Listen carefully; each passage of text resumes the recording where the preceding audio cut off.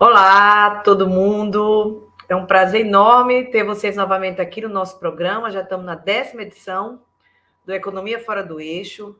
Como vocês devem estar acompanhando aí nessa temporada, né, a segunda temporada do Economia Fora do Eixo, nós estamos trazendo um debate em torno dos 200 anos, né? 200 anos da independência. E a gente está vendo que as comemorações estão se dando em torno de um coração que chegou por aí. Vocês devem estar ligadas e ligados. Mas a gente quer ouvir o outro lado desse processo, né, da independência do Brasil, que a gente reforça essa ideia da dependência mesmo, né? Então, o programa de hoje é o Brasil sobre os olhares dos excluídos e excluídas. Olha que tema tão importante, né? E nossa convidada de hoje, uma querida companheira, que é a Ive Fávero. Ela é psicoterapeuta, ela é jornalista, ela é comunicadora do Conselho Nacional do Laicato do Brasil, do Regional Sul 1, e é na articulação do grito dos excluídos e das excluídas. Bem-vinda, Ive, é um prazer ter você aqui com a gente, companheira. Eu agradeço muito o convite. Muito obrigada, viu? Bom, hoje o nosso programa, como eu falei, ele vai tratar do ponto de vista dos excluídos e das excluídas, né? Então, a gente vai trazer aqui uma série de matérias e reportagens, assim como a gente sempre trabalha, né? No caso, a gente dá destaque a duas matérias, mas esse assunto é muito vasto, muito amplo, porque a situação no Brasil está, de fato, muito, muito preocupante. A fome está permeando os lares brasileiros e esse tema que a gente vai trazer hoje aqui, dando destaque, né, à questão das mulheres e dando destaque também a todo o processo de dívida que é gerada, né, não só a dívida individual, mas a dívida social, né, a dívida histórica que esse país tem com os excluídos e as excluídas. Então, eu vou ler aqui a primeira manchete de hoje. Bom, número de pessoas em situação de pobreza no Brasil bate recorde, mostra a pesquisa. Bom, essa é uma pesquisa da Fundação Getúlio Vargas, né, que foi apresentada aí no Jornal Nacional e traz dados absolutamente que deixa a gente de cabelo em pé. Bom, a gente está vendo, segundo essa pesquisa, né, que mais ou menos 63 milhões de pessoas no Brasil, ou seja, quase um terço da população, né? Mais de um terço, um pouquinho menos de um terço da população brasileira, no ano passado viviam em domicílios que tinham a renda de mais ou menos R$ 500, R$ 497. Olha isso. R$ 497 simplesmente não dá para comprar a cesta básica em praticamente nenhuma capital do Brasil. Então, você veja que 63 milhões de pessoas estão vivendo com uma renda que não dá conta de comprar nenhuma cesta básica, né? Além disso, a gente está vendo que 33 milhões, 63 mais 33 milhões, vivem com R$ 289 por mês. Gente, R$ 289 por mês, o que é que dá para comprar com esse dinheiro, né? E esse quadro se agravou muito a partir de 2019, ou seja, a pandemia não trouxe só o vírus, né? O vírus do Covid-19, mas ela trouxe também o vírus da pobreza, da desigualdade social, né? Da extrema pobreza e da fome. Então, vocês vejam, de 2019 até 2021, mais 10 milhões de pessoas no Brasil passaram a viver em situação de pobreza. Olha isso, são dados assim estarrecedores, né? Que deixam a gente com muita tristeza, na real, e muita revolta, né? Muita indignação também. Ô, Ive, nós estamos aí à beira da celebração do segundo centenário da chamada independência. A gente fala sempre, destaca aí, chamada, né? E diversas organizações, inclusive o Jubileu, né? Está mobilizada para realizar no 7 de setembro o grito dos excluídos e das excluídas, né? Já há 28 anos, não é isso? Como esse cenário que apresentamos, tudo isso, essa matéria, dialoga com a mobilização do grito? Fala para a gente aí, Ive. Bom, a mobilização do grito dos excluídos e das excluídas, ele tem alguns objetivos, né? Entre eles, promover espaços e que as pessoas possam conversar justamente a respeito das dores levantar questões acerca das coisas que a gente tem vivido, especialmente nesses 2 últimos anos, né?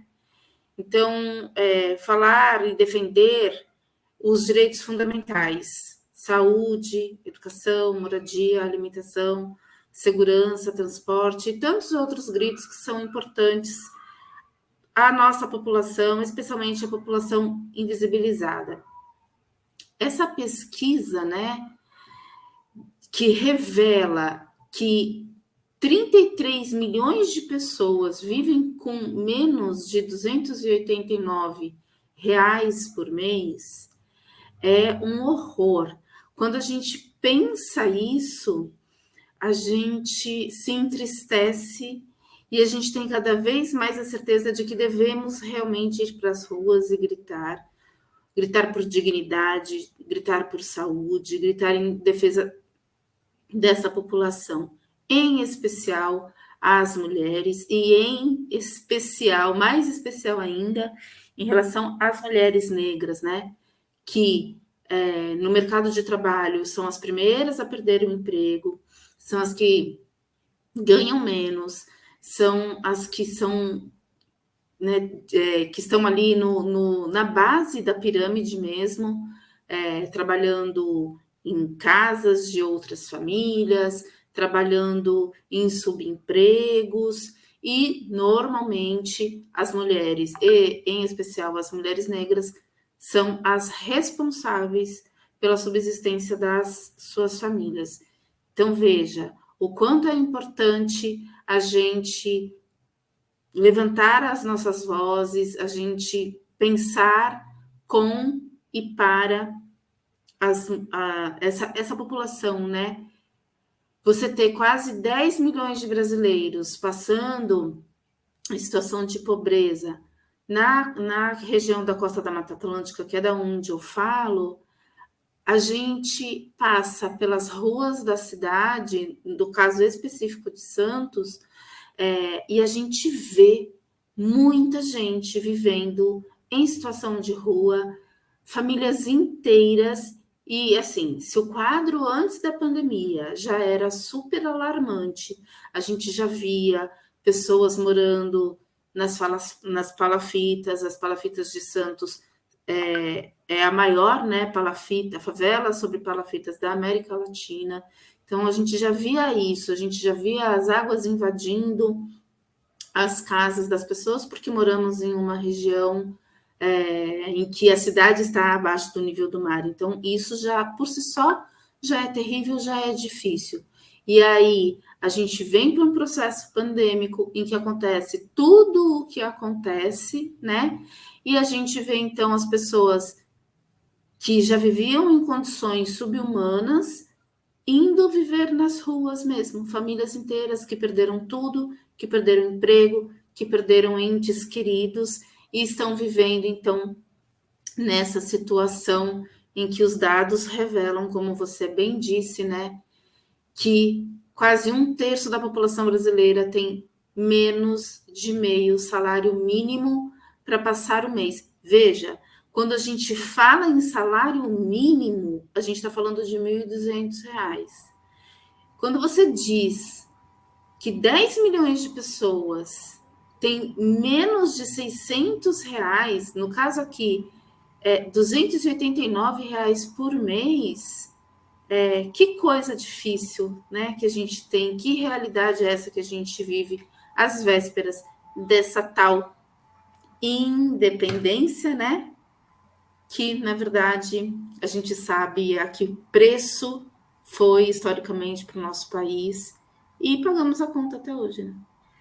Exato, exatamente, porque a questão da independência, a gente tem tocado muito nesse ponto aí, você trouxe a questão das mulheres negras, uma independência que adiou em 66 anos a abolição da escravatura, uma independência que legitimou o racismo, que legitimou as estruturas de poder, que legitimou a propriedade nas mãos de poucos e legitimou principalmente o pagamento da dívida, né? Que o Brasil assume uma dívida que Portugal tinha com a Inglaterra e ainda se endivida para que Portugal aceitasse a independência. Então, de fato, é algo que a gente precisa falar bastante, gritar bastante nesses 200 anos, que a gente precisa, de fato, reconstruir esse país, de fato, né? Porque vamos precisar reconstruir esse país. Mas você também tocou num ponto aí, Eve, que também é muito importante. Quando a gente está falando de renda, quando a gente está falando de subrenda, né? Porque isso, 33 milhões ganhando menos de R$300 por mês, quando a gente está vendo o preço do feijão, o preço do arroz, o preço do café, ninguém está tomando café, né, gente? Porque R$20 meio quilo de café, como é que vai tomar café, né? Então, tem uma questão também que está corroendo a renda do trabalhador e da trabalhadora, para além dos baixos salários, é a inflação. Sim. Esse monstro da inflação, esse fantasma da inflação, volta com força total, está persistindo, está corroendo a renda, está piorando a qualidade de vida da população brasileira, porque a inflação é um grande inimigo do povo pobre. Porque aquele dinheirinho que tinha hoje para comprar 1 quilo de feijão, amanhã já não dá mais. Então, a inflação impacta de maneira muito diferenciada entre a população pobre, a população média, a população rica. Isso a gente precisa bater. Eu queria trazer aqui um gráfico para a gente ilustrar aqui o IPCA, que é o Índice Nacional de Preços ao Consumidor Amplo. Esse é o índice que mede a inflação no Brasil. Então, a gente vê que em 2021, chegou a 10,06% oficialmente, né? Oficialmente, porque a gente sabe que na prática, a dona de casa sabe que esses valores aí, às vezes, são muito maiores do que o IPCA consegue, de fato, medir, né? Enfim, então a gente traz esse gráfico, dá para ver pouco aí, mas a gente consegue enxergar mais ou menos como vai subindo, como vai baixando, né? Então, acho que esse elemento também da inflação é um elemento importante da gente ter em conta aqui no nosso diálogo aqui, né? Mas, enfim, desde o Jubileu, desde o GRIT, desde a Sexta Semana Social Brasileira, e os nossos parceiros na construção desse programa, e várias organizações que fazem parte, que são membros dessas articulações tão importantes no Brasil, né? A gente acredita que o fortalecimento da democracia é o único caminho para a superação da pobreza, né? E das dívidas sociais. Essas dívidas sociais que são historicamente acumuladas geram exclusão. Então, a gente está discutindo, pensando também, que a gente fala muito nesse período de eleição de democracia... democracia essa representativa, né? Que você elege alguém para te representar. Mas e a democracia participativa? Vamos olhar um vídeo que é o pró-reitor da Universidade Federal da Bahia, é o Penilton Silva Filho, ele explica para a gente o que é essa democracia participativa. Será que a democracia representativa é suficiente? Vamos ver o professor falando para a gente.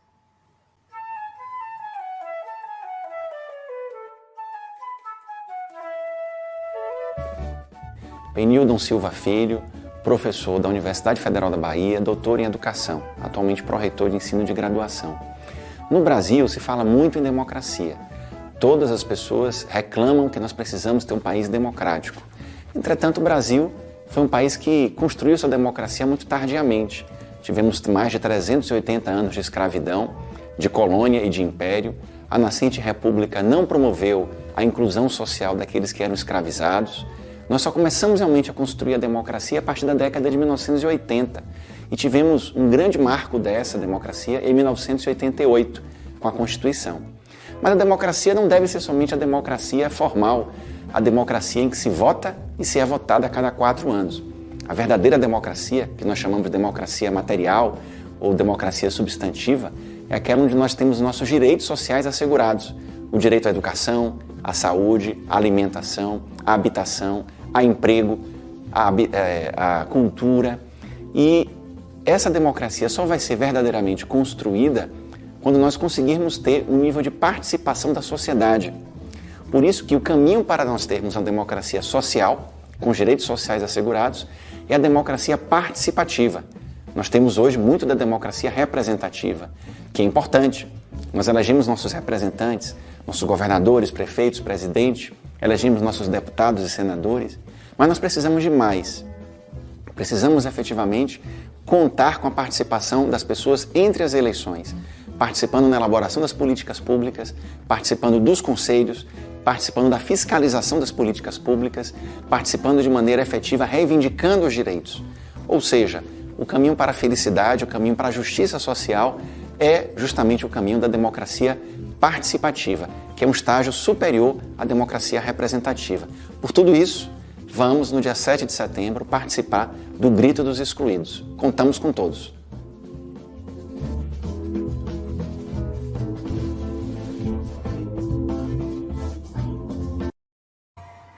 Então, vamos aproveitar aí o convite, né, do professor Penildon e fala para a gente assim dos eixos, né, os eixos que revelam quais são os gritos, né, que vão ecoar aí nas ruas no 7 de setembro, há 28 anos aí nas ruas no dia 7. São vários, né, Sandra? São vários eixos e cada um deles não existe uma hierarquia, todos eles são igualmente importantes, né? Então, o primeiro eixo do grito trata-se da violência estrutural. Então, a gente vem convidando as pessoas a refletirem acerca da urgência na mudança da estrutura, não sendo mais possível suportar esse sistema que opera contra a vida dos povos indígenas, que são os povos originais, né, os quilombolas, a população negra, mulheres quilombolas, população LGBTQIA+, e dos pobres de maneira geral, todos, todas e todes vítimas desse processo histórico de desigualdades sociais e que se arrasta desde que o Brasil é esse Brasil conquistado por portugueses, enfim. Um outro eixo que a gente trata no Grito dos Excluídos se refere justamente ao assunto que estávamos falando anteriormente, que você tocou, que é a dívida pública.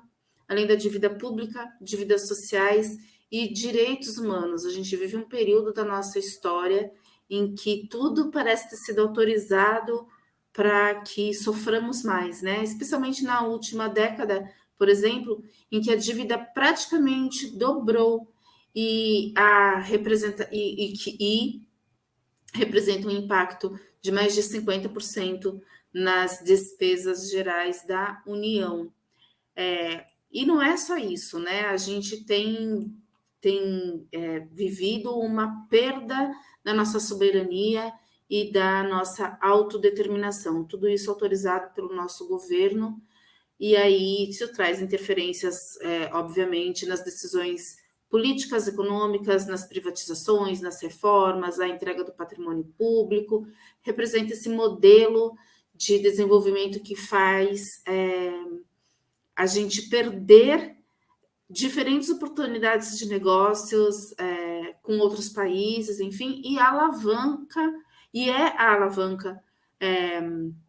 central do sistema, que acumula riqueza, que é gerada pela classe trabalhadora e entrega tudo para o poder, né, econômico, enfim.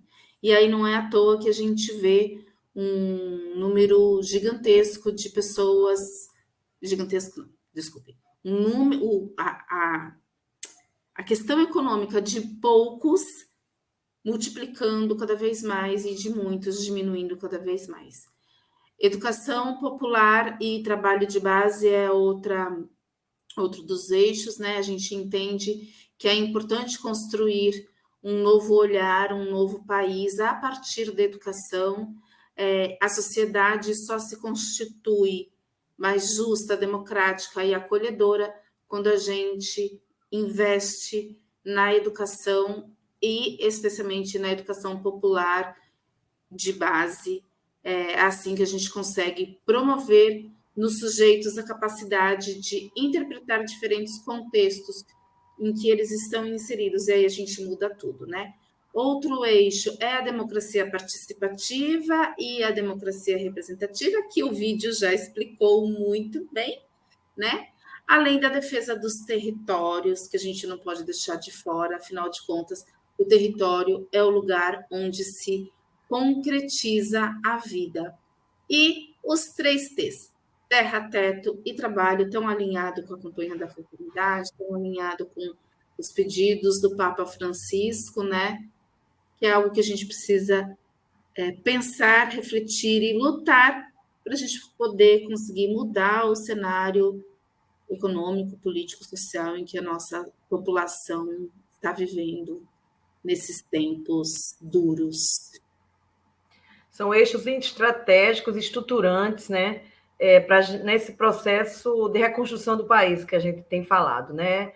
O Brasil ele está numa etapa agora que a gente vai precisar reconstruí-lo, né? Reconstruí-lo. Esse último governo, em particular, desde o golpe, a gente tem visto um processo muito aprofundado de destruição dos nossos direitos, né? Dos nossos territórios, né? Da violência contra as mulheres indígenas, quilombolas, e a gente vai precisar realmente ter esses eixos aí decoradinhos, né, para a atuação cotidiana nas nossas lutas, nos nossos movimentos, e é por aí mesmo. Bom, mas vamos dar seguimento aqui, né, a nossa segunda manchete do dia, que é exatamente essa manchete aí, que é da pesquisa da Confederação Nacional do Comércio, né, CNC, diz que as mulheres são maioria entre os endividados no país. Interessante, né? A Confederação Nacional do Comércio, ou seja, é uma confederação patronal, né? Porque é do comércio, dos donos do comércio, como da indústria, né? E ela diz nessa pesquisa, é interessante, que o congelamento dos investimentos, ou seja, a PEC da morte, né? A Emenda Constitucional 95, aquela que congela, a retirada dos direitos sociais e trabalhistas, enfraquecer o mercado consumidor interno. Olha que dado interessante, né? Até mesmo a organização patronal está ecoando o que a gente já anunciava, vamos dizer assim, né? Que trabalhadores e trabalhadoras sem direitos não tem como. Como é que você vai consumir se você não está recebendo? Fala para mim. Como é que você vai gerar, gerar comércio, indústria, fazer a indústria girar, fazer o comércio girar, se você não tem renda? Né? Então, assim, e as mulheres, né? O percentual de brasileiros com dívidas em atraso brasileiras está aí, ó. 78% das famílias brasileiras agora em julho. Entre as mulheres, 31% está com algum tipo de conta atrasada, né? Esse é um dado bastante preocupante. E por que será que as mulheres é que estão sofrendo mais na pele a crise? Bom, tem alguns fatores aí que são geradores desse impacto diferenciado, né? Primeiro, as mulheres recebem, em média, 35% a menos que os homens, na mesma função. As mulheres negras, 40%. Né? As mulheres negras são as mais pobres das pobres no Brasil, a base da pirâmide social. Todo programa eu falo sobre isso. As mulheres já são as mais pobres, em geral, como eu falei também. A inflação impacta diretamente também nesse processo de endividamento. Se você tinha 200 para fazer a feira e com esses 200 você não compra mais o que você comprava antes, agora é 300, onde vai sair os 100? Dívida. Também a questão de 45% das mulheres no Brasil são chefes de família. Então, quer dizer, você tem que se virar nos 30, porque você, com esse recurso, vamos supor, 63 milhões de pessoas estão ganhando meio salário mínimo. Essas pessoas, a grande maioria, são mulheres. Essas mulheres têm filhos. Os filhos não só comem. Precisa cortar cabelo, precisa vestir uma roupa, um sapato, ir para a escola. Como é que faz? Um lanche. Quando a escola está fechada na pandemia, que não tinha nem alimentação escolar. Então, um problema muito sério que a gente está vivendo, mas que tem fatores que explicam o endividamento das mulheres. As mulheres estão se endividando, não é para comprar bolsa, nem para comprar sapato, é para comprar comida, para pagar a conta de luz, para pagar a conta de água. É para isso que as mulheres estão se endividando. As famílias brasileiras estão se endividando. É uma situação muito, muito, muito grave mesmo. Agora, Ive, fala para a gente um pouquinho. Todos esses indicadores, né? As mulheres e a população empobrecida aparecem como as principais afetadas, né? Que a gente foi vendo aí. O que esses números revelam sobre a nossa independência?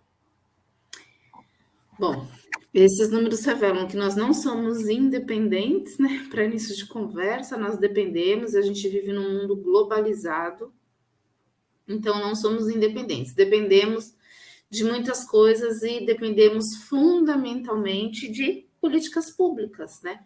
Políticas públicas para a população que mais precisa. O que a gente vê no Brasil é que o governo não governa para muitos, ele governa para poucos, levando em consideração o interesse de poucos, né? E é terrível você ouvir de alguém que tem condições de sair, por exemplo, lá daquela moradia nas palafitas, e ela dizer para você: eu não saio de lá de cima, porque aqui no asfalto eu tenho que pagar a luz, eu tenho que pagar a água, e eu não consigo arcar com isso. Então eu prefiro correr, né? Como se fosse mesmo uma preferência, mas é isso que essas pessoas acabam dizendo, né? Que escolhem estar nessa situação porque pelo menos elas conseguem colocar um pouquinho mais de alimento na mesa, uma vez que elas economizam com água e com luz. Veja se isso não é terrível, né? Você ter um país em que mulheres com a mesma formação ou formação melhor, né, do que alguns homens com o mesmo cargo, recebe 30% a 35% a menos, ou até 40% no caso de mulheres negras, pelo fato de serem mulheres, apenas por esse fato. Quer dizer, que liberdade é essa? Que independência é essa que temos? Porque quando você fala em liberdade e independência, você está falando para todos, todas e todes. Só que não é esse o contexto que a gente vive. A gente vive um contexto em que dependemos dos nossos governantes, dependemos dos nossos representantes, que se espelham em culturas diferentes das nossas e querem implantar em terras brasileiras a mesma coisa que, ou similar, muito similar ao que é implantado em outros países de primeiro mundo, como se fosse uma receita de bolo, como se isso fosse uma mágica, né? E o pior disso tudo é esse governo estar alinhado com tendências fascistas, né? Serem racistas, machistas, xenófobos do jeito que são e autorizarem violências gratuitas. Isso é ser independente? Quem é independente? Essa independência é para quem? É para todos, todas e todos? É para nós? Ou é para poucos que podem pagar por essa tal independência? Eu costumo dizer isso. Quem é, afinal, essa tal independência que não nos representa, que nós não estamos ali representados, independentes, né? Porque, afinal de contas, o que é ser independente? Né? Somos, de fato, independentes? Se a gente, para tudo, tem que pedir autorização, buscar recursos fora, né? Não é à toa que estamos endividados, não é à toa que passamos pelas coisas todas que passamos aqui nesse país, especialmente que está na base da pirâmide, que são, sim, negras, em primeiro lugar, né? Mulheres negras, depois mulheres, depois homens negros, e assim vai. Exatamente. Né? Nunca podemos esquecer essa composição da pirâmide social brasileira, né? E aí, essa ideia do que eu acho muito simbólico, que nos 200 anos da independência do Brasil, a gente esteja vivendo essa situação que a gente está vivendo. É como se a história nos estivesse dando assim, uma oportunidade muito grande para a gente analisar profundamente as origens, porque todas as origens das desigualdades do Brasil, do racismo, da misoginia, tudo isso que você falou, elas estão tão explícitas, só não vê quem não quer. Eu acho que esse momento que a gente está vivendo é um pouco isso, né? Mas vem cá, mas a gente tem falado também, né, para as mulheres. As mulheres são as mais empobrecidas, as mulheres negras são as mais empobrecidas, as mulheres estão mais endividadas, as mulheres são as maiores chefes de família, as mulheres. Por que será, então, que existe essa desigualdade de gênero? Vamos ver um vídeo agora com a nossa companheira Alessandra Miranda, que vai explicar para a gente esse conceito. Vamos lá. A gente sente todos os dias, na pele, no corpo, na alma, as consequências dessa dívida histórica, né, que é a desigualdade entre homens e mulheres que nós temos na nossa sociedade. Mas é importante a gente perceber que tem elementos históricos que nos colocam neste lugar, né, ou que estão presentes nesse lugar, nessa travessia nossa enquanto mulher e nessa busca também pela justiça e pela igualdade de gêneros, né, de uma maneira mais ampla ainda. Então, na perspectiva da desigualdade de gênero, a gente tem dito, inclusive, que a necessidade é de uma equidade de gênero, porque nós, mulheres, temos um prejuízo histórico muito grande, né, no nosso papel na sociedade, no nosso papel nos espaços de participação de luta e participação popular, justamente por conta desse sistema, dessa lógica patriarcal que nos coloca no lugar de segunda classe, né, num lugar inferior ao lugar do homem, e muitas vezes isso nem é perceptível nos nossos espaços de trabalho, nos nossos espaços familiares, onde a gente percebe que nós somos deixadas de lado de maneira muito sutil quando tem a presença de um homem e que, de fato, ele domina a cena, as decisões e as lógicas da reflexão e do debate de uma maneira muito sutil, que a gente traz, né, na perspectiva também do machismo estruturante, né, que está tão presente nas pessoas que elas nem percebem que estão sendo machistas naquele momento.